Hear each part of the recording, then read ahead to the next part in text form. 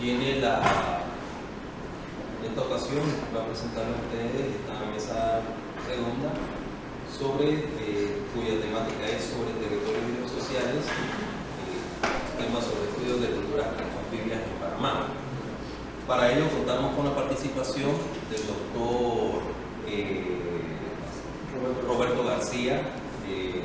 Doctor Roberto García es doctor en ciencias sociológicas, tiene un máster en manejo integrado de zonas costeras y es profesor titular de la Universidad Cienfuegos Carlos Rafael Rodríguez. Gracias por la presentación, profesor Víctor. En nuestro caso, yo vengo desde Cuba. Creo que en la presentación se olvidó mencionar el país, se dio la universidad, pero no el país. Y hay que precisar el tema. En el caso nuestro, la Universidad de Cienfuegos, que es de donde provengo, hemos estado desarrollando un grupo de investigaciones que giran en torno sobre todo a las zonas costeras. Cuba es un país, un archipiélago conformado por más de 5.000 cayos, islas, islotes en sus diferentes concepciones y tamaño desde el punto de vista territorial, habitado solamente en dos islas, es decir, las dos grandes islas que tenemos, la isla de Cuba y la isla de Pico. Por cada ser archipiélago estamos rodeados todo de mar, y el papel de las zonas costeras juega un papel fundamental en la cultura cubana. En el caso de Cienfuegos, es una provincia que se encuentra ubicada en el centro-sur de Cuba, y lo que más nos hemos enfocado es precisamente en investigar la relación cultura-naturaleza, la relación sociedad-naturaleza en estos espacios vinculados al mar de manera particular. No obstante, hemos estado realizando un grupo de investigaciones vinculadas a las comunidades ribereñas, es decir, comunidades asociadas o vinculadas con la cultura, pero la cultura de los ríos o al agua dulce de manera particular. No obstante, en nuestra universidad nos hemos focalizado en investigar más las comunidades costeras, precisamente por la implicación que tiene el mar para nuestra sociedad, nuestras comunidades y nuestra cultura. Las investigaciones pesan en distintos ámbitos. Ahorita mismo estamos enfocados de manera particular en aquellas temáticas asociadas al cambio climático. Indiscutiblemente el cambio climático nos está golpeando de una manera muy fuerte en el caso cubano, donde ya hay evidencias científicas muy serias a tener en cuenta, y algunas de ellas arrojadas por las propias comunidades costeras que vamos a ver en el conversatorio de hoy. Bueno, buenas tardes ya a todos, todas. Gracias por estar presentes con nosotros. Roberto, Rita, Samuel, Víctor, gracias por la invitación, David, el grupo de investigación y todo el equipo. Nosotros en los últimos años hemos venido trabajando una temática que hemos denominado producción estacionaria y cultura ribereña, tanto enfocándonos en tres autores que para nosotros son bastante claros. Por un lado, recopilar información sobre dos grandes titanes que llamamos nosotros para recuperar toda esa tradición un tanto crítica de América Latina, y que en este caso recae sobre la figura de Quijano y Lucero. Es decir, partir de esa relación de ver por las voces marginales, ver por esas comunidades marginales en contraposición a ese análisis desde el poder. Partamos de eso. Y luego el segundo elemento o la segunda premisa central tiene que ver con ese concepto de relacionalidad del poder y cómo nuestras comunidades comienzan a relacionarse en un espacio de relacionamiento con estos cuerpos de agua. Imaginémonos una ciudad de Panamá sin la Transísmica y la Tumbamuerto, Samuel, y existieran dos grandes titanes, el Tuira y el Chucunaque. Entonces, claro, evidentemente el Tuira y el Chucunaque nos sirve de medio de transporte, pero también nos sirve como de esa gran refrigeradora, ¿no? Buscamos el suministro, el mercado que sea necesario para poder solventar las necesidades. Ver ese impacto que está dentro de una comunidad que se entrelaza entre la tierra y el agua es precisamente lo que nos lleva a nosotros a estudiar estos territorios, como le llamáramos nosotros, ribereños, desde una lógica de Orlando Fast Borda, desde una lógica del relacionamiento, desde una lógica desde ver las voces marginales que nos plantea Dussel y que nos plantea precisamente. Ver este relacionamiento para nosotros es clave, además de que van a venir otros elementos saliendo del medio. Bueno, agradecer también la invitación a esta mesa redonda.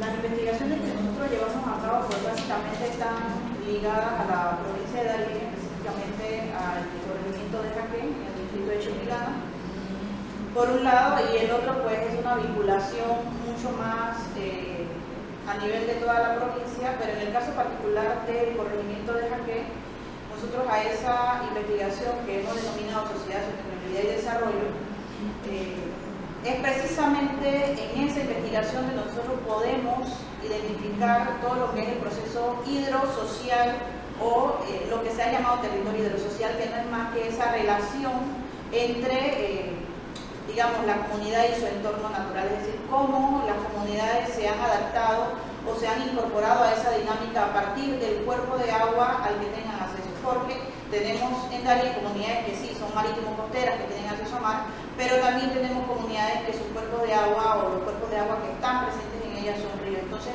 la dinámica que nosotros vamos a encontrar en esas comunidades va a ser muy diferente a la dinámica marítimo-costera. Y en Jaquén pues tenemos las dos dinámicas, es decir, podemos ver cómo la comunidad se ha adaptado a su entorno a través del uso del río y cómo se ha adaptado a la dinámica que tiene con el acceso al mar. Entonces encontraremos, por ejemplo, el desarrollo de una agricultura de subsistencia partiendo de el cuerpo de agua, denominado en este caso río, pero también tendremos un desarrollo pesquero a partir de su acceso al Océano Pacífico.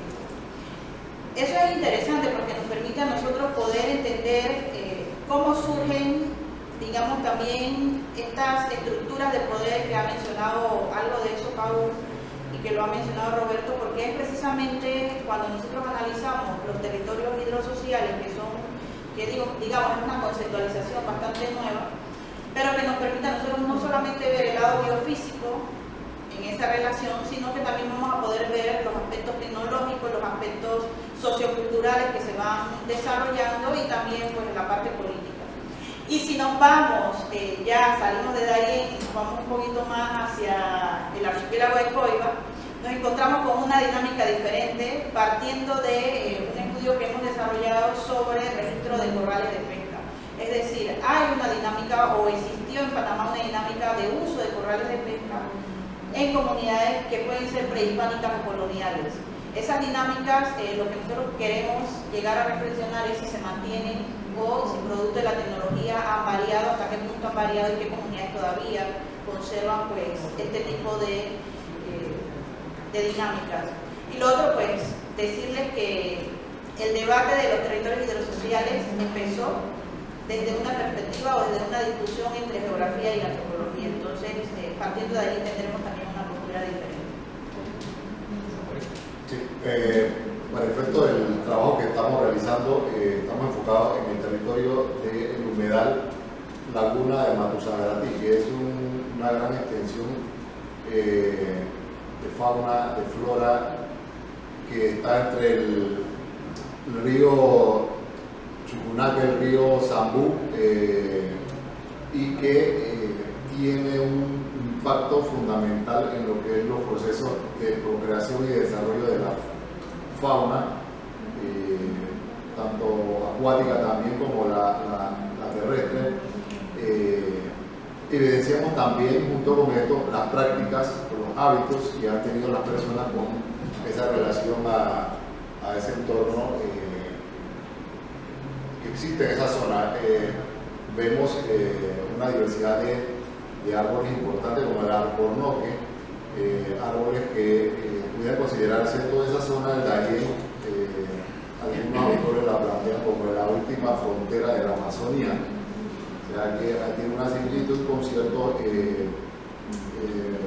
floras, con ciertos árboles que existen, y lo que hemos visto nosotros es ese elemento cultural, pero también viéndolo en el ámbito de la ecología política, sobre la lucha, la resistencia que tienen los grupos que viven alrededor de la zona frente al impacto de lo que es el extractivismo, porque esta zona que se declaró, estamos hablando de una zona que tiene más de 50.000 hectáreas. Entonces, hay una parte que se ha establecido como una zona protegida, pero una zona mucho menor. Y hay una lucha constante por mantener este espacio de lucha de vida silvestre. Daríamos una especie de un sistema de oxígeno pulmonar que está integrado no solamente al sistema de la Sagarati, sino a Filo del Tallo, en la serranía en Candón. O sea, es un sistema de bombeo de oxígeno. Entonces es importante para nosotros poder expresar aquellas expresiones de resistencia y lucha que hacen las sociedades que están ahí en las comunidades, que en el fondo generan un mecanismo de conservación bajo su propia forma cultural de cómo han convivido con el tema de la naturaleza y la sociedad. Por ejemplo, Rita acaba de mencionar un tema de debate que es cómo se origina el concepto, ¿no? Entre la geografía y la antropología.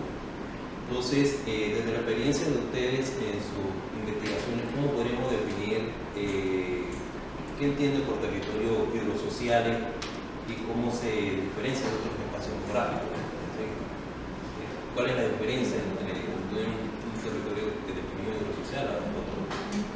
Bueno, en el caso de Cuba no se emplea esta terminología.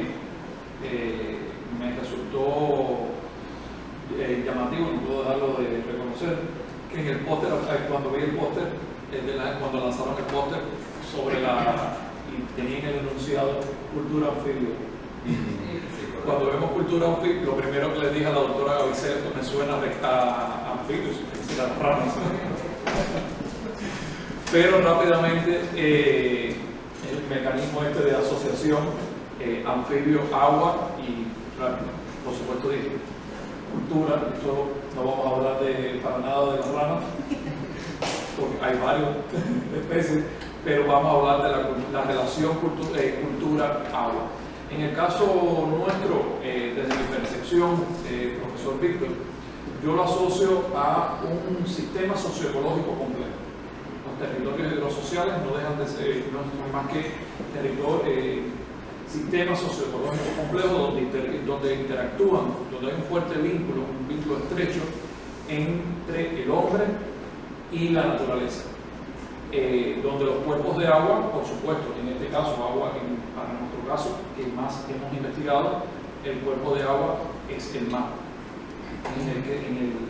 Y donde juega un papel fundamental en esta relación los elementos culturales, a partir de la propia utilización de los recursos naturales.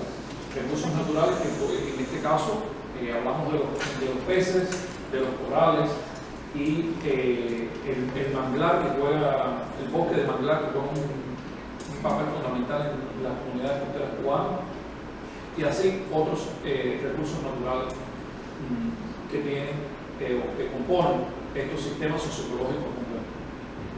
Sí, no, muy bien, yo estoy de acuerdo con lo que plantea García. En el caso nuestro, pues no utilizamos tampoco el concepto, lo que estamos más interesados en verificar todo este tema más hacia la cultura anfibia, que realmente sí nos interesa tanto extraer ese concepto diseñado por Fals Bordas en Colombia y ver cómo esto realmente se objetiva en nuestra realidad alimenta.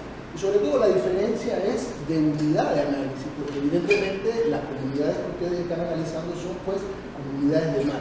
Y nosotros pues estamos frente a un análisis de cuerpos de agua dulce y cómo ese cuerpo de agua dulce pues le permite a una comunidad subsistir y subsiste a partir de esos cambios estacionales que se dan, porque una cosa es la comunidad en invierno y otra cosa es la comunidad en verano.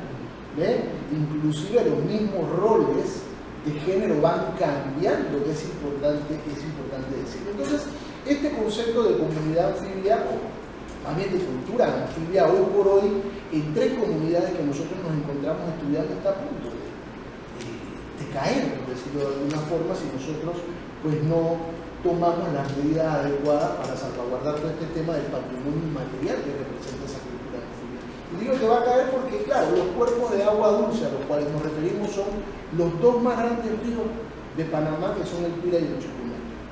Y a lo largo de estos dos grandes ríos vamos a encontrar una diversidad de comunidades a nivel étnico. Comunidades afro, comunidades indígenas y comunidades que se le llaman en el mismo Darién los interioranos. Es decir, aquella fuerza de trabajo que migró hacia el sector de Darién en busca de viviendas.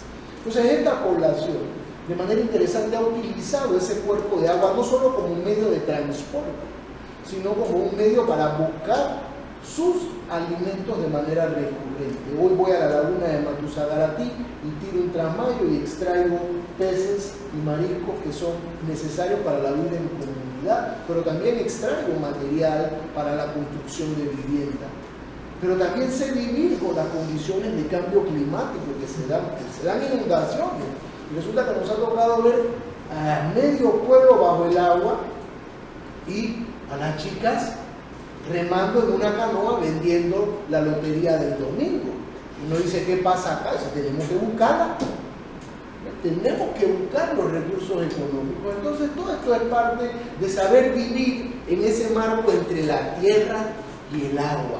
Bambearme en esos dos escenarios, en esos dos espacios, y que deberían llegar a su fin con la construcción que se está dando de dos puentes sobre estos dos principales ríos, el Pira y el Chucunaque, con una carretera que va a llegar en este momento hasta Pinogana en el verano, y conoce Darién hasta Pinogana, y en el verano con un camino de penetración de producción hasta Boca de Puque, lo que nos deja solo a 60 kilómetros de la frontera con Colombia. Es decir, esta concepción de la cultura anfibia viene bajo esta lógica, ¿no? Viene bajo la lógica de estas comunidades de análisis que están vinculadas directamente a cuerpos de agua y que, bueno, estos cuerpos de agua representan mucho más allá que una vinculación económica, social y cultural, sino que está intrínsecamente ligado a la identidad y la pertenencia de ese sitio de la comunidad. Quería seguir la línea de lo que ha mencionado Pablo porque, bueno, también participo con él en esa investigación, pero es interesante porque allí se puede ver completamente la diferencia entre un entorno que bien lo marca el título de esta mesa redonda, territorios de los sociales y estudios sobre cultura anfibia, por un lado, pero también sobre zonas costeras. Entonces allí podemos ver completamente esa diferencia en cómo va surgiendo esa dinámica o esos cambios en materia adaptativa, es decir, las comunidades se van adaptando de acuerdo a su entorno, pero también de acuerdo a las transformaciones que van surgiendo en sus comunidades y por lo tanto nosotros encontramos un cambio en las narrativas, en las identidades, en esos, digamos, saberes que se han pasado de generación en generación, pero que producto de los cambios o la incorporación tecnológica van surgiendo cambios y eso hace pues, que la relación que nosotros podamos encontrar o las dinámicas que se van presentando en esa relación entre comunidad, entorno, es decir, río, ya sea río o mar, pues van a ir variando dependiendo precisamente de cómo adaptarse. Y allí también hay una pérdida hasta cierto punto de lo que tradicionalmente se ha hecho, cómo nosotros nos podemos adaptar a esos nuevos cambios. En el caso de Jaque, nosotros, por ejemplo, encontramos un cambio adaptativo precisamente porque sí, tenemos mar, pero tenemos río y tenemos que ver cómo accedemos a ese río, cómo accedemos a ese mar, cómo podemos obtener del mar los recursos que este nos ofrece. Y allí vamos a encontrar cambios en el sistema de navegación, es decir, en la incorporación no solamente de las embarcaciones que tradicionalmente han hecho, por ejemplo, los pueblos indígenas, que es una comunidad en la que podemos encontrar tanto pueblos indígenas como población afrodescendiente, pero en el caso de la población indígena, un cambio en, digamos, los recursos, pero también es que estamos en un momento de crisis climática, de pérdida de biodiversidad, en donde eso ha hecho que las comunidades indígenas transformen lo que anteriormente hacían precisamente por la pérdida de recursos naturales para la construcción, por ejemplo, de embarcaciones. Eso permite que se incorpore, por ejemplo, la confección de embarcaciones de fibra de vidrio, que son mucho más duraderas, que no van a afectar, digamos, en términos de deforestación. Entonces vamos viendo cómo se van dando en la realidad velocidad pues esos cambios en materia de adaptación. Bueno, sí, con respecto a esa relación, y más que todo lo que plantea el profesor Víctor, que está coordinando el marco teórico, nosotros más que todo en nuestra investigación nos hemos enfocado al tema mucho más de la relación cultural. Hay un autor llamado Arturo Escobar que utiliza un concepto que se llama ontología relacional. Las ontologías relacionales son aquella forma, el ente es el ser, como el ser humano, que como las comunidades le dan un valor a lo que tienen, ya sea la fauna, la flora. Por ejemplo, si ponemos una especie de análisis en el mundo nuestro latino occidental, si alguien mata a alguien, de repente le decimos, bueno, es un asesinato, así que de repente vamos a ponerle que 50 años. Pero si nosotros cortamos un árbol que está aquí al frente, un árbol, una persona que paga una multa, pues.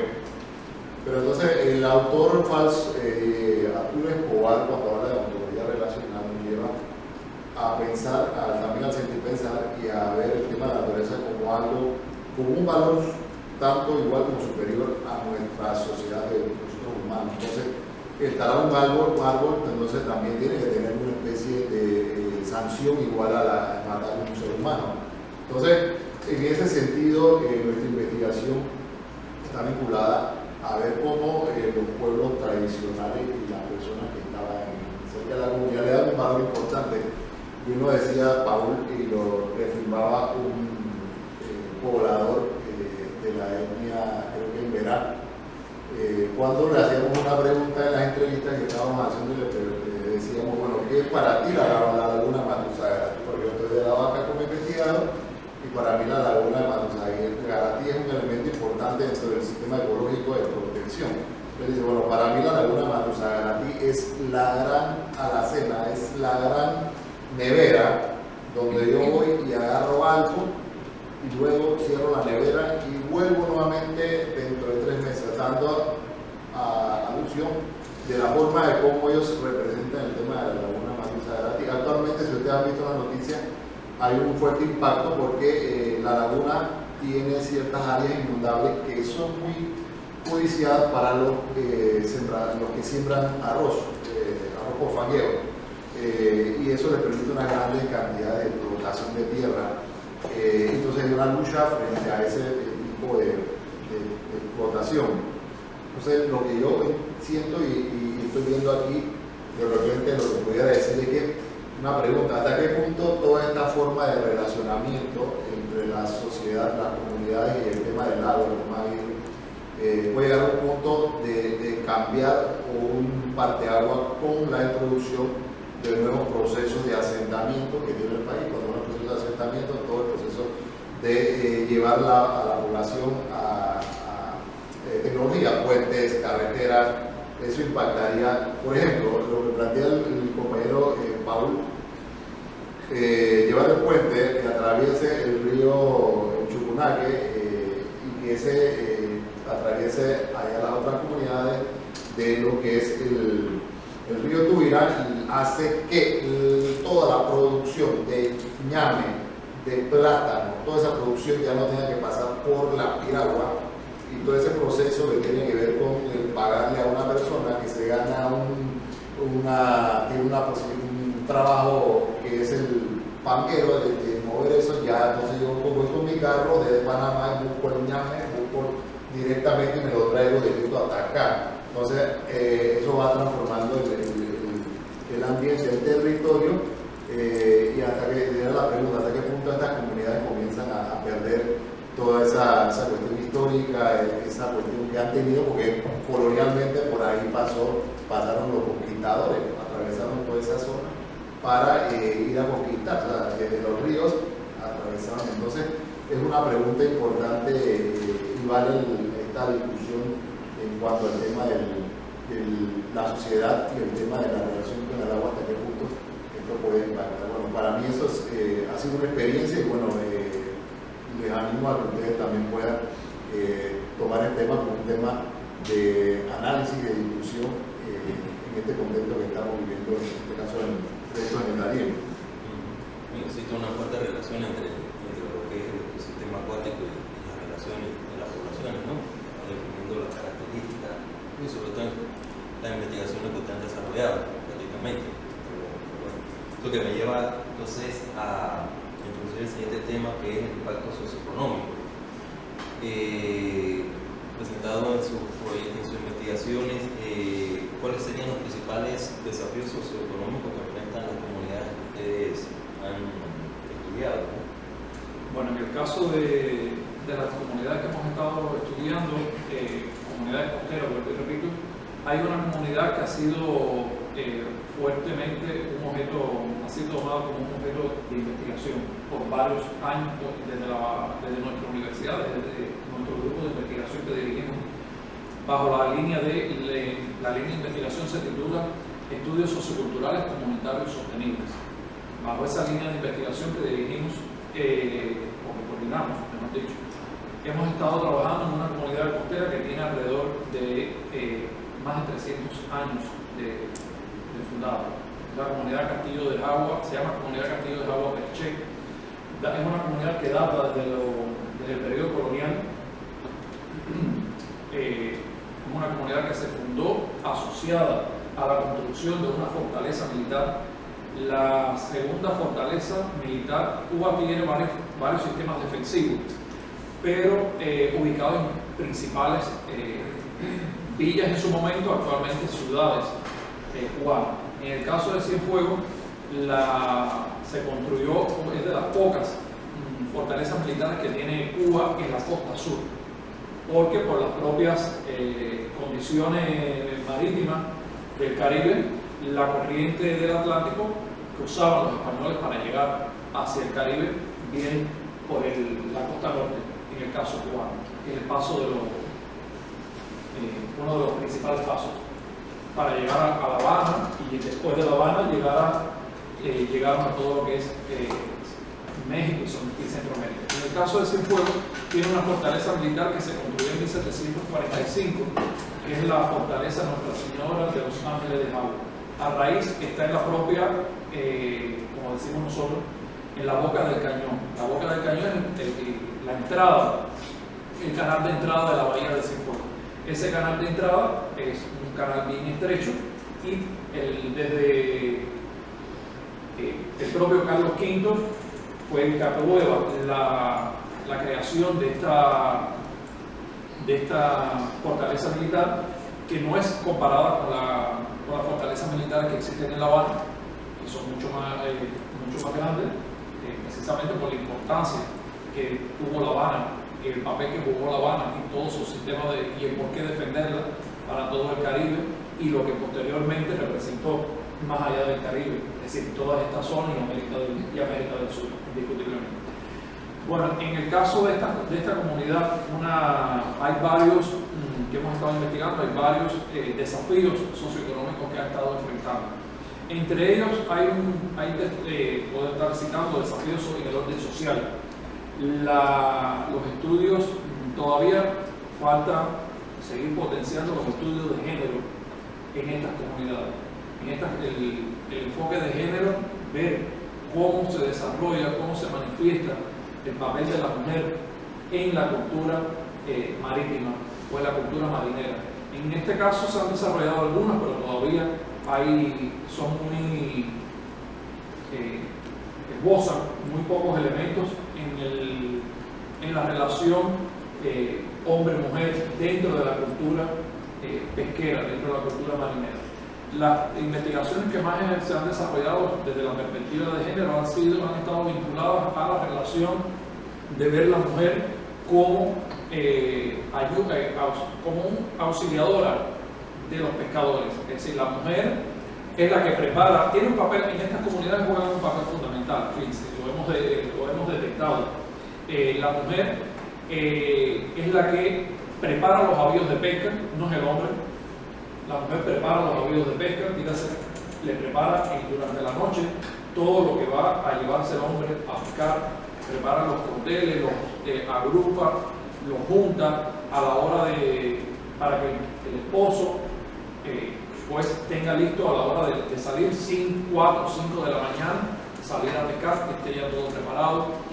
Cuando regresa, la mujer contribuye a preparar el pescado junto con el hombre, junto con los pescadores, y por supuesto juega un papel fundamental en la cocción de los en la preparación del pescado, ya a la hora de la cocción de los alimentos.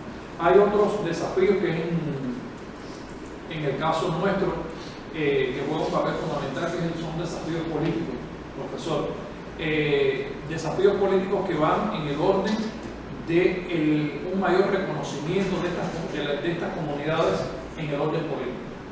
Indiscutiblemente la comunidad, pese a los avances que ha habido en Cuba en el orden de alcanzar mayor participación en el sistema democrático cubano, para esa aclaración, hay todavía esas limitaciones hay participación, pero una participación mucho más real. No la participación de ir a votar simplemente por determinado, desempeñar el papel de elector, sino una participación que vaya a manejar también los recursos costeros de los cuales su cultura, estas comunidades dependen su vida. En este caso, estos recursos naturales constituyen la principal actividad económica de cada comunidad. Los habitantes de esta comunidad, pese a tener un alto grado de instrucción por el propio sistema educativo que tenemos en Cuba, viven de la pesca. Tienen un trabajo formal, pero la pesca también constituye su principal actividad socioeconómica. Y en estos momentos, otro de los desafíos que el profesor Víctor que enfrenta las comunidades costeras cubanas es el desafío ambiental. El desafío la crisis ecológica y la crisis ambiental que vive el planeta está, como les decía ahorita, está golpeando fuertemente a las comunidades costeras cubanas. El aumento de la temperatura y por consiguiente el aumento del nivel del mar pues está implicando que un grupo de comunidades costeras han tenido que ser desplazadas, y ahí entran a jugar otro grupo de factores sociales importantes que vienen aparejados con el desplazamiento. Comunidades donde llega, como planteaba la profesora Rita, está el elemento del desarraigo, de la pérdida o de la desculturación, como lo plantea la antropología anglosajona, la desculturación. En el caso cubano, al haber el cambio climático está impactando seriamente con un mayor aumento de los fenómenos naturales. Dígase, nos llegan y nos impactan más las depresiones tropicales, los ciclones, y más en categoría, y han aumentado en su categoría. Ahorita mismo terminamos de pasar, se acabó algo muy inusual en Cuba y para la región del Caribe, que se formara un huracán en junio. Eso era muy difícil, y que alcanzara categorías de 4 y 5 en todo su desarrollo por toda la región de la cuenca del Gran Caribe. Eso nos está dando muestra de que los cambios estacionales producto del cambio climático están dándose con mayor frecuencia. Y estos cambios y estos elementos, estos impactos desde el punto de vista ambiental, pues las comunidades costeras cubanas están seriamente siendo afectadas, al punto que los volúmenes de pesca están siendo cada vez menores. Hay menor biodiversidad dentro de la plataforma insular cubana. La plataforma insular cubana es con respecto a las tierras continentales, es muy pequeña. Solamente tenemos alrededor de 6 grandes zonas, grandes entre comillas, grandes para nosotros, pero para tierras continentales eso no es nada. 6 grandes zonas de plataforma insular, es decir, zonas donde nada más se puede ir a pescar, porque el resto de las zonas son zonas abisales, es decir, con una gran profundidad, donde nuestras comunidades costeras no pueden utilizarla, porque mientras más profundidad hay menor biodiversidad pesquera, pero también mayor peligro para las tecnologías que implementan nuestras comunidades costeras. No, bueno, sí. Para no repetir, prácticamente la problemática tiende a ser similar en todas nuestras regiones latinoamericanas. Creo que una de las grandes dificultades o desafíos que tiene la región impacto de este proyecto, la región de estudio, es esa marginación de carácter espacial territorial que tiene la provincia de Darién. Yo creo que habría que pensar bien a partir de su marginación territorial. Y esto implica no solamente que es el mal acceso por vía terrestre, sino cuando llegas al final de la carretera, pues tienes que tomar otro tipo de transporte, en este caso un transporte acuático para llegar pues, precisamente a las comunidades. Entonces estamos enfrentando con un problema de marginación social. Hace poco se fue una de las grandes compañías estas de Telefónica y resulta ser que la comunidad de Real de Santa María se quedó sin una semana sin quien le brindara el servicio de televisión por cable o acceso a llamadas telefónicas, precisamente por lo alejado que tiene la comunidad o que está la comunidad de los centros de poder y espacios de transferencia tecnológica. Lo otro, yo creo que no conocemos mucho a nuestras provincias, no conocemos mucho a nuestra población y interesantemente la vamos desarrollando, lo vamos desarrollando poco a poco en cuanto a las políticas nacionales. Me refiero al último censo. Veamos un comparativo de censo 2010-2023, acaba de salir el 2023. Para el 2010, cuando se pregunta por la etnia de la población en 3 comunidades que estamos estudiando en Darién, interesantemente el 23% de la población dio su percepción de ser afro. Soy parte de una línea. Un 30% indígena y el resto se identificó con interiorano, mestizo, está tipificado en el censo. 10 años después, al aperturar esta categoría censal, ya no están únicamente los afrodescendientes o los afropanameños, sino que se abre esta categoría a ribereños, costeños, morenitos. El 46% de la población de estas comunidades de estudio dice entonces, soy afro. Pues hay un significativo avance en cuanto a ese reconocimiento y autopercibirse. Y esto es parte de las políticas que tenemos que desarrollar como parte de las políticas públicas necesarias para nuestras comunidades de estudio y que toda investigación científica debería llevar a eso, a generar políticas que mejoren las condiciones de vida de la población. Es interesante cómo nuestras comunidades se parecen. Cuando recién nosotros llegamos a Darién, lo primero que nos salta a la vista es un letrero que dice comunidad fundada el 15 de agosto de 1510. El historiador Félix, y uno inmediatamente con su poco análisis de historia tiene, dice, esto no puede ser. La exploración del Darién comenzó casi un siglo después. Comenzamos a buscar información al respecto. Bueno, es parte de uno de lo que los sociólogos llamamos la acción no intencionada, ¿no? Vamos a hacer una investigación y de repente quedamos terminando una investigación sobre la fecha fundacional de 3 pueblos. Entonces yo creo que esa marginación, y volviendo al tema, esa marginación territorial, pues deberíamos enfrentarla como un gran desafío que nos una precisamente al resto del país y dejar de pensar en eso que conversaba con Franklin, en esa lógica de Achille Mbembe, de que Darién es esa parte de la necropolítica, ¿no?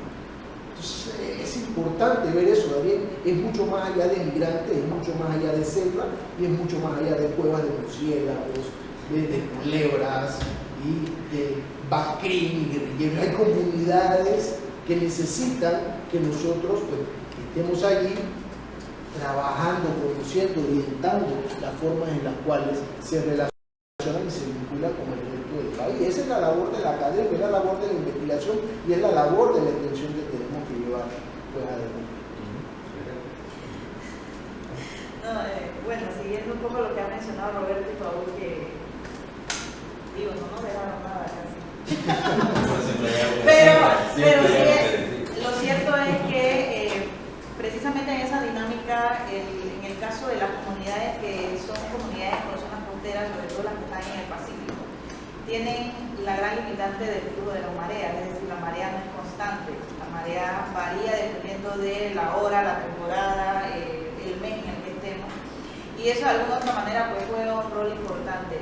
Lo otro es que sí, hay un problema con el mercado, es decir, hay comunidades que son muy accesibles, pero hay otras como Jaque, en donde para llegar tienes que ir por mar o por aire, y digamos, el tiempo que le toma llegar a esa comunidad es muy amplio, es muy largo, y eso dificulta un poco que exista una relación mercado entre, por ejemplo, Jaque y la ciudad de Panamá.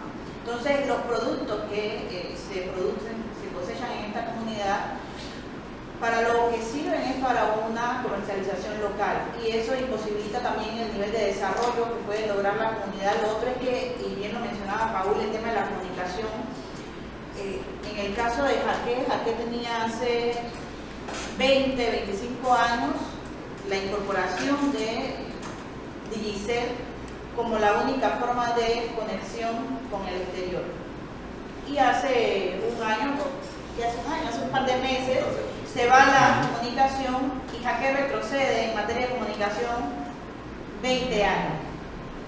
Porque ahora no hay una forma de poder comunicarse con la comunidad. Entonces estamos hablando también de cómo se ve limitada la comunidad en poder relacionarse con otras comunidades, y que también la visión del Estado tiene un rol y no lo está jugando. Nosotros en Jaque ahora encontramos que existe una forma de, digamos, tener internet a través de Colombia. Pero Colombia no es quien realmente debe ofrecer ese servicio, sino el país al cual pertenece la comunidad. Entonces también vemos el cambio en esa relación, y lo otro es la vulnerabilidad que existe a desastres naturales. Es decir, estamos hablando de una comunidad marítimo costera que tiene sí un bosque de manglares importante, pero que también fue afectado hace unos años producto de que la comunidad lo utilizaba para construir embarcaciones, para construir viviendas, para poder acceder cuando no existía todavía la incorporación de la estufa o de este tipo de utensilios que son necesarios en la cocina, y se usaban esos bosques de manglares para eso. Entonces eso también juega un papel o representa parte de los desafíos socioeconómicos a los que se enfrentan comunidades como esta en esa relación, pues, y también la participación de las mujeres, que tienen un rol fundamental, pero que no se visibiliza, no se ve presente. Es decir, la mujer tiene un rol en ese proceso de pesca, como bien lo mencionaba Roberto, pero cuando se habla de el proceso, se habla de la incorporación o del papel que tienen los varones en ese mercado. Entonces, también poder trabajar o expandir las investigaciones a esa parte, poder mirar el tema de género, ver cuál ha sido la participación real que han tenido las mujeres en el tema de la pesca, va a ser interesante, porque al final son las que se encargan no solamente cuando llega el pescado, sino que también son las que lo venden. Entonces, ver esa participación sería interesante. Bueno, ¿qué tengo que decir yo? Sería la pregunta. Es muy interesante. Oye, retomo algo que dijo Rita que me llamó sumamente la atención. El río, por ejemplo, por poner algo, el río Chucunaque le entra marea. O sea, si yo quiero ir, por ejemplo, yo estoy aquí, yo tengo una comunidad, yo me puedo ir sin motor con el canalete y el río me lleva, porque me empuja, me va por el tema de la marea. Pero tengo que saber cuándo subo, porque si subo contra la marea no puedo subir. Entonces, a nosotros nos pasó algo interesante aquí, lo que estamos aquí. Nos fuimos por la marea, hace un tramo bien largo, varios kilómetros, y tuvimos que esperar hasta las 7, 6 de la tarde para poder subir, porque la marea estaba contraria. Entonces ya no estaban esperando, no estaban diciendo qué es lo que les pasó. Es un tema ahí específico. El tema de los retos económicos es fundamental, porque evidentemente tenemos algo, el Darién tiene como dos momentos, tiene dos cuestiones territoriales. El Darién, que le llaman el Darién de carretera, tú vas desde aquí, vas por Chepo, y llegas allá a Meletilla, y Avisa, ese es el Darién carretera, el Darién fijo. Pero hay un Darién que es el Darién de los ríos, ese que está allá, que evidencia un elemento importante. O sea, esa tierra es una tierra realmente productiva, que no necesita ni siquiera elementos químicos para generar y ponerla a producir. Entonces, tenemos un elemento de que hay una población que, por ejemplo, la población del Arco Seco, nuestro centro del país, ve la población del Darién como una población una zona muy productiva. Entonces se trasladan allá. Y un elemento importante hablando de esto del reto económico es, por ejemplo, decimos, bueno, voy para el Darién, bueno, ¿qué hago? Bueno, me pongo a sembrar ñame, bueno, le cayó una plaga de ñame, el ñame baboso y es una cuestión, me pongo a sembrar, me pongo a hacer. Evidentemente, en el tema del mercado, actualmente la ganadería, y mayormente la ganadería de carne, es una ganadería que genera un buen ingreso a los que producen carne. Por eso que el tema ese de la ganadería está vinculado a eso, al poder generar. Por ejemplo, la mayor ganadería de carne está allá, o sea, y es una ganadería que estamos hablando de Brahman, razas de carnes propias que le llaman cebuina, que son los Brahman, todos esos cruces que son internos, como también las razas europeas, el Simmental, el Simpra, el Senecol, el Brangus, o sea, todos estos se incorporan y tienen una genética importante porque lo que están haciendo los productores de allá compran acá el padrote, lo llevan allá, pero no necesitan el pasto es tan abundante, el pasto y le siembran también el pasto mejorado y generan una buena el peso, por ejemplo, yo llamo el catálogo, los pesos al destete, por ejemplo, a los 5 meses están pesando 700 libras, 600 libras un animal de esto, o sea, hay una buena, en el elemento económico, el tema de la ganadería es un elemento, un reto, pero ese reto de la ganadería lo que está haciendo es ampliando más la zona de los potreros. O sea, estamos impulsando más los potreros. Entonces genera también un reto al tema de la deforestación. Entonces, avanzamos, tenemos plata, tenemos dinero, allá los ganaderos tienen 4x4, tienen sus carros, tienen sus cosas, van mejorando, pero también para eso tenemos el reto de la política.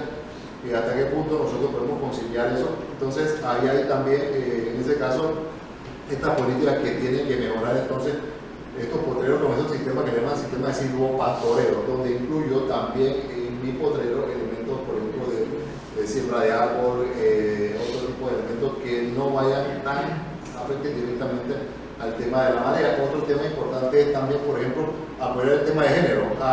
Creo que vi por el área de Unión Chocó, una cooperativa donde había varias mujeres que tenían producción de plátano, una buena producción de plátano allá, y hay que incentivar como una política también de apoyo a las mujeres. Entonces, cierro con esto. El papel del Estado, como dice Paul, es fundamental. O sea, ¿qué política tiene el Estado actualmente para el tema del Darién? ¿Cuál es el desarrollo que nosotros pensamos para el Darién? Y en cuanto a la participación ciudadana, o sea, ¿qué tenemos nosotros? ¿Qué es lo básico de participación ciudadana? Es la Junta de Desarrollo Local, es lo que tenemos, lo que permite la ley de descentralización, la Junta de Desarrollo Local. Ahora bien, ¿cuánto es el fondo que llega a una Junta de Desarrollo Local o a un municipio que está en esta zona? Unos municipios que tienen una cantidad de extensiones grandes. Por ejemplo, nuestros municipios a veces son municipios pequeños en el centro del país, pero estos municipios, estamos hablando de Pinogana y Chepigana, 2 megamunicipios que tienen una extensión inmensa que cabe como una provincia dentro de ese municipio. Entonces, ¿cómo gestionar el tema del territorio? ¿Cómo gestionar el tema de lo que es la inversión pública en esa zona? Está muy centralizada. Pienso que hay que planificar, hay que generar un plan en estos temas también de ordenamiento territorial sobre el tema del Darién. O sea, hay mucho que hacer por el Darién. Bueno, lo dejo hasta ahí y es una provincia evidentemente que hay que seguir estudiando. Gracias, Samuel. Bueno, como lo presenté en esta mesa redonda que tiene la temática sobre territorio biosocial y estudios sobre cultura anfibia y zonas costeras, se han presentado diversas investigaciones, básicamente la mayoría enfocadas a lo que es la región del Darién. El colega que ha puesto su visión, su investigación y la realidad de lo que enfrentan las zonas costeras de Cuba. Y sobre todo gira alrededor de, se han presentado los problemas que enfrentan las comunidades costeras de las zonas ribereñas, las diferentes dinámicas sociales que pueden, al momento de desarrollar una investigación, lo que uno puede encontrar. Y creo que una particularidad muy interesante de las investigaciones, sin temor a equivocarme, es el grado de relación que existen con otras disciplinas, ¿no? Y que cuando uno está desarrollando este tipo de investigaciones no solamente se enfoca en una disciplina específicamente, como sociología, antropología, sino que incluso otras áreas como la economía y la historia, arqueología, son parte de las ciencias, diversas ciencias sociales, parte de la disciplina de ciencias sociales, que son parte importante para el desarrollo de una investigación de carácter interdisciplinario, como puede desarrollar. Entonces, básicamente se presentaron diversos estudios sobre culturas anfibias y bueno, creo que podríamos tomar un tiempo por ser algún presente de los que están en el público, empecé a hacer alguna pregunta a los investigadores. Hay un libro. ¿El libro? No. El de... Ah, bueno. Sí, posteriormente estaremos presentando una publicación acerca de las investigaciones que hemos estado desarrollando en el Darién, está en diagramación y bueno, estaremos haciendo extensión a ustedes para que participen en la presentación. Y que no sé si tienen alguna pregunta. Bueno, yo solamente quiero agregar, yo viví prácticamente casi 2 años allá, conozco lo que es el cuida y el alumnaje y a medida que iba conversando como que viajaba por el tiempo y me traía muchos recuerdos. Pero sí se da esa dinámica de que llevan los productos en botes, en las piraguas, de llevar de comunidad en comunidad, ¿verdad? Tratando de surtir los kioscos. Es la misma dinámica que se utiliza en Unayala, en todos los que trabajan allá, y vienen los barcos de Colombia que le llaman barcos de flota, que son los que realmente surten, porque el gobierno realmente no surte los pueblos. Y realmente son los colombianos que surten a estas comunidades que están más pegadas a la costa de Colombia. Y usted puede encontrar que esos barcos son que traen de todo, es como el buhonero, como nos habla Pedrito Altamirano, Pedrito Altamirano, de todo lo que traen. Entonces vemos que realmente el gobierno tiene que hacer algo por estos pueblos, ¿sí? De surtir, y más si estos pueblos están inclusive lejanos. ¿Por qué? Porque no se come siempre el pollo. Tenemos que, el que va a trabajar a estas áreas debe de saber de que vamos a comer saínos, vamos a comer otro tipo de carne, que no sabemos porque no todo el tiempo nos llevaban en los botes que uno podía comprar, no podía llevar carne o podíamos comer pollo. Entonces ahí tiene que hacer algo el gobierno para que vivamos pues y tengamos otra actividad económica que realmente pueda ayudar a esta comunidad.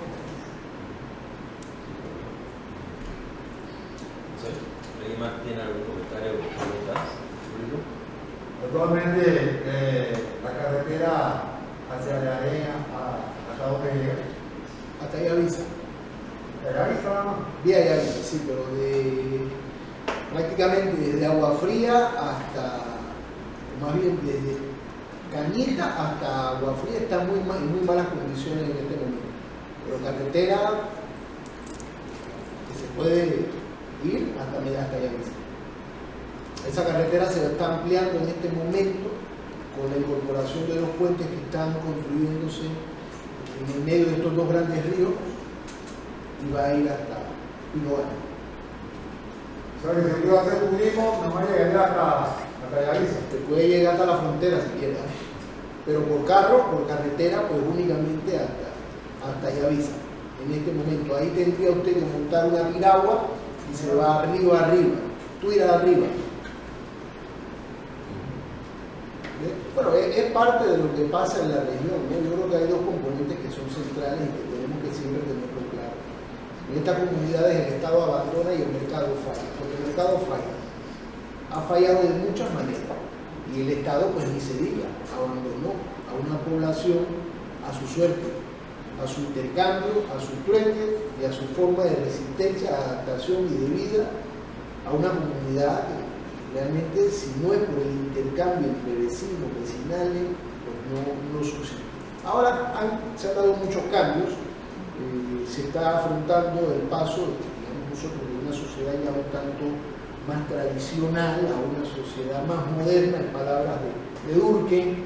Ya se ha modernizado un tanto, ya hay un quiebre de lazo, ya no son esos lazos del hijo de fulano, es el hijo de todos, como en todos los lugares, pero pues, todavía hay cosas interesantes, ¿no? desde la lógica tradicional. Por ejemplo, lo acaba de mencionar Rita, ¿no? Como el Estado y la empresa ha abandonado una región que hasta el punto que es Colombia la que le tiene que dar servicio de Internet. Y vamos, estamos hablando de un Estado nacional que tiene sus fronteras delimitadas desde 1903.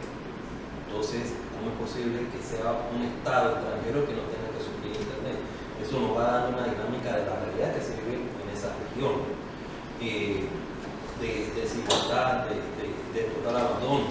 Como lo mencionan, no solamente la carretera, es un territorio que debería estar integrado, no solamente en los mapas para que los estudiantes lo pinten y lleven las tareas, sino que debe estar verdaderamente integrado a través de una vía que permita las comunicaciones entre ese territorio. Y vamos, si le dan el servicio de Internet, no quisiera saber qué problemas más profundos pueden tener.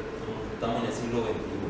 Pero bueno, son las realidades que nosotros enfrentamos en ese tipo de investigaciones que nos parece.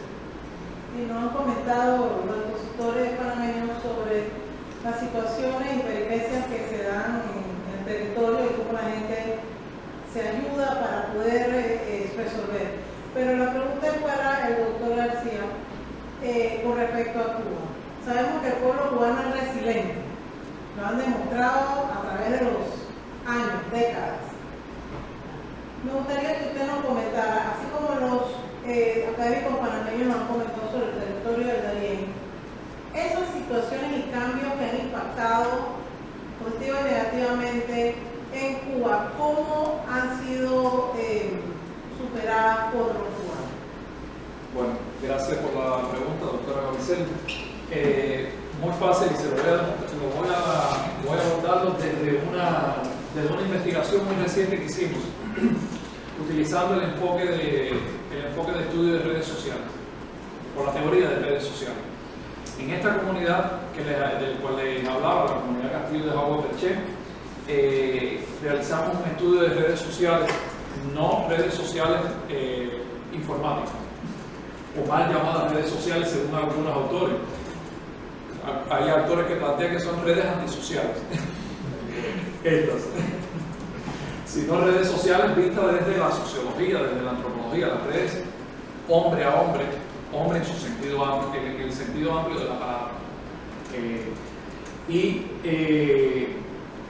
La resiliencia particularmente que hemos desarrollado ante la adversidad que hemos estado viviendo durante varias décadas, ya vamos por 66 años va a cumplir la revolución, el gobierno revolucionario, dígase. No nos ha dejado más que desarrollar estrategias para solventar todas las trabas, tanto internacionales como nacionales. Los cubanos hablamos de dos bloqueos. De seguro ustedes, por la sociedad panameña, solamente escuchan hablar de un solo bloqueo, el bloqueo de los Estados Unidos al gobierno cubano. Pero no solo hablamos de un segundo bloqueo, que es el bloqueo interno que tenemos. Esos bloqueos internos vinculados a políticas que fueron aprobadas en un momento,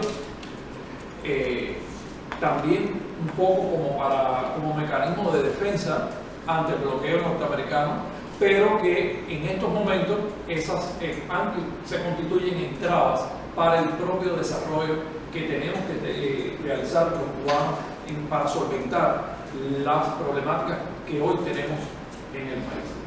Este estudio de redes sociales que realizamos, detectamos que en esta comunidad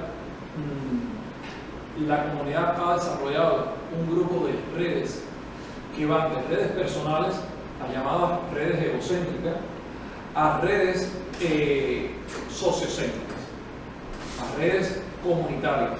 Ahí detectamos cómo en la comunidad, la población, hay un grupo de nodos centrales, de nodos que pueden ser empleados para programas ambientalistas, proyectos de carácter ambiental como futuros promotores, pero también hay redes familiares. Esas redes familiares, detectamos un grupo de redes familiares muy importantes para la comunidad, es decir, que son reconocidas por la comunidad con un carácter que son familias líderes para esta comunidad. Una comunidad, estoy hablando, esta comunidad tiene alrededor de 1848 según el último censo. 1848 habitantes. Y vimos cómo esa comunidad, cuando aplicamos un software que se llama el Usinet en su versión 6.0, no sé si lo conocen. Este software es un software que es un paquete. Tiene el Usinet que tiene una matriz para hacer el estudio de redes sociales, y tiene otro vinculado que es el NetDraft. El NetDraft es el que te permite hacer el entramado a partir de la matriz que introduce los datos, tiene una hoja Excel. El NetDraft reconstruye eso y crea la famosa telaraña de las redes sociales. Y esto realmente, este estudio que hicimos, realmente nos mostró, doctora, cómo una comunidad pequeña, aislada, porque escuchando a mis colegas panameños también coincide que es una comunidad aislada, está en la entrada de la bahía, y la ciudad está en un litoral de la bahía. Es decir, está equidistante, son dos puntos separados a una distancia alejada. Para el caso cubano, el tema transporte es un problema. Aquí lo vemos visiblemente, cuando camino, hay casas que tienen 3-4 carros en el frente, en el parqueo. En Cuba tener un carro es un lujo, eso hay que aclararlo. Andamos en buses o en bicicleta, transporte ecológico, es lo que yo tengo. Yo me muevo en transporte ecológico, al estilo muy europeo, sin quererlo, fíjense, sino impuesto prácticamente por las condicionantes. Y entonces este estudio de redes sociales nos mostró cuán resiliente ha sido la comunidad para solventar esas problemáticas. El solventarlas a partir de las relaciones vecinales, el uso de la relación con el vecino, la relación con el otro. En la pandemia nos mostró también cuán necesarias son las redes sociales. En nuestro país, como en el mundo entero, se paralizó las cadenas de comercio, empezaron a escasear todos los productos. En Cuba no estuvimos ajenos a ello, al contrario, nos golpeó mucho más por la escasez que ya se venía dando en el tiempo, y esas relaciones, esas redes permitieron contribuir y salvar a muchas personas en compartir alimentos, en compartir medicinas entre los mismos vecinos. Otro modo de salvar las problemáticas han sido indiscutiblemente las comunidades. El país no le ha quedado más remedio a la dirección del gobierno que aceptar la diáspora.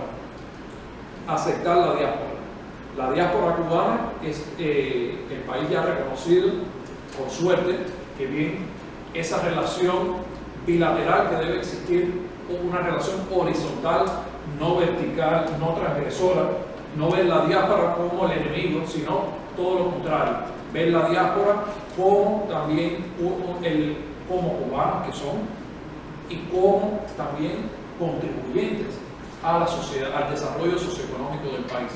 Ya desde la dirección del país se ha planteado y se ha aperturado cuando nuestro presidente visita determinados países, el que sea se relaciona con la comunidad cubana, porque es que es necesario. No podemos, yo sin ser practicante de la religión católica, ni tampoco de otras, abogo por lo que planteó el Papa Francisco por la cultura del diálogo, por la cultura del respeto. Eso es importante para también solventar estas problemáticas que en el caso Cuba se han estado dando y que marcan precisamente la idiosincrasia del cubano de hoy. Bueno, quisiera extender mi agradecimiento a los panelistas en esta actividad. Igualmente quisiera llamar a la doctora Maricel Barzallo para que nos apoye para la entrega de los certificados de los expositores, ¿verdad?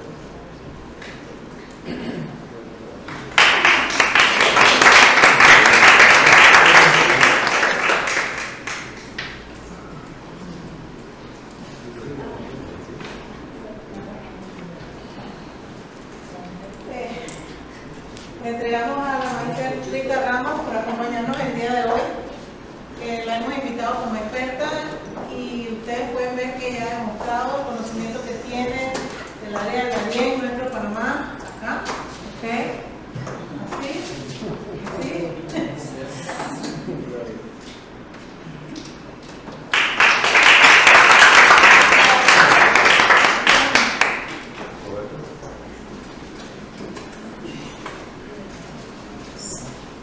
Bueno, de parte del Instituto de Estudios Nacionales, representando a la Universidad de Panamá, el grupo DICET, le entregamos aquí al doctor Roberto García, certificado de participación.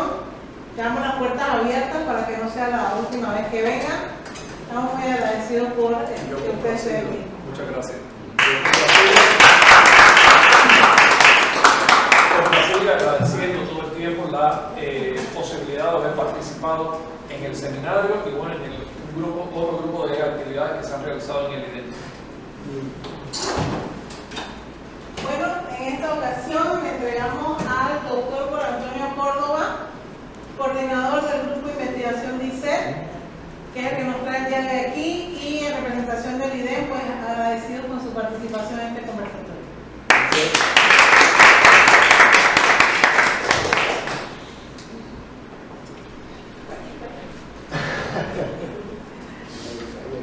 En esta ocasión al magíster Samuel Pinto le entregamos este certificado de participación como ponente el día de hoy de parte del grupo DICET.